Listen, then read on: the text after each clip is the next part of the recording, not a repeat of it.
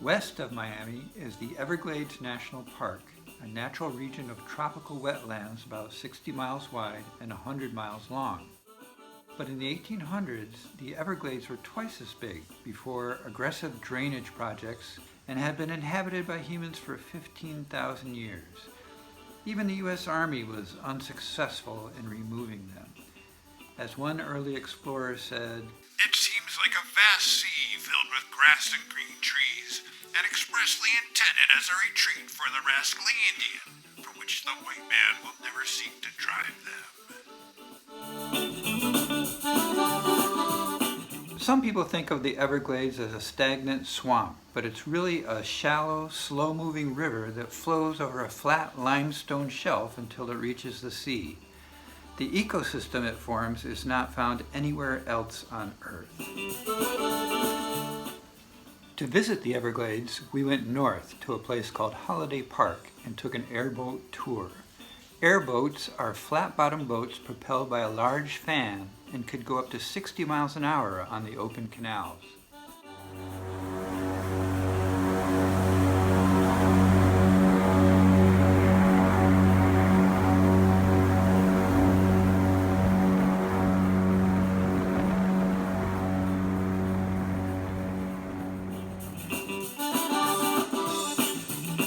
There are hundreds of birds here, including birds of prey like the osprey, which lives exclusively on fish, even developing a reversible toe to catch the slippery rascals.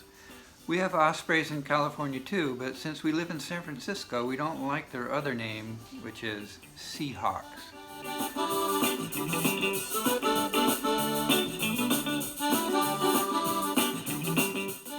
Other birds include the colorful purple gallinule, which build floating nests in the dense vegetation.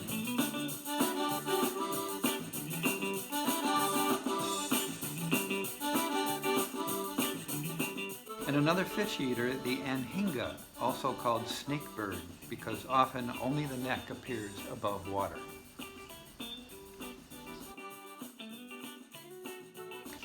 As far as the fish that they are eating, a common one is the Oscar. It's a South American fish that is a favorite of aquariums, but they got dumped into the Everglades and they thrived there. No one seemed to mind that much because they're a sport fish that are good eating.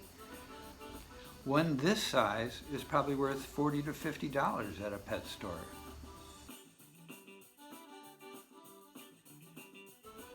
But of course, the whole time we were looking for alligators. But even though there are over 1 million alligators in Florida, this is not a zoo, and alligators do most of their hunting at night, but they do like to come out and warm up in the sun during the day. We did get a tip from another captain that he had seen a large one in this area.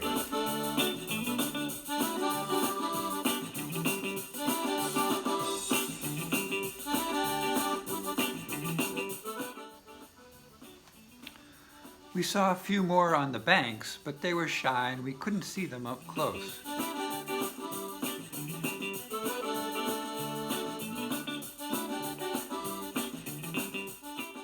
The Holiday Park is also home to the Gator Boys Alligator Rescue Team. On the water, it is the alligator that is at the top of the food chain. They are territorial, and juveniles fear the bigger ones and will search out new territory, sometimes ending up in Florida backyards, swimming pools, and living rooms. The caught gators were released into the wild, but some spent time in the gator pit for live alligator presentations. So we were able to see them close up.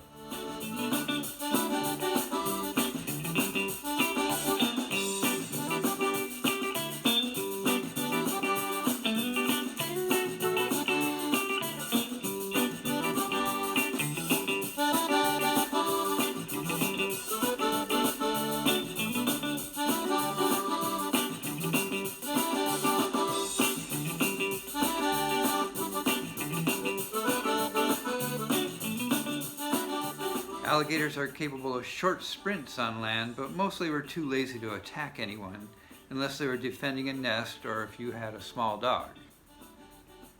An alligator has strong jaws. For comparison, a human has a bite strength of 150 pounds per square inch, while an alligator has a jaw strength of 2,000 pounds per square inch. That's enough to crush your skull. The last thing you hear would probably sound like this. Hi guys. Oh, Oh yeah, he does bite. Look, they're lazy, but they will bite you. humans have been around in their current form for 200,000 years. Alligators have been around in their current form for 8 million years. And even 30 million years ago, they didn't look that much different. It makes you wonder how the next million years will turn out.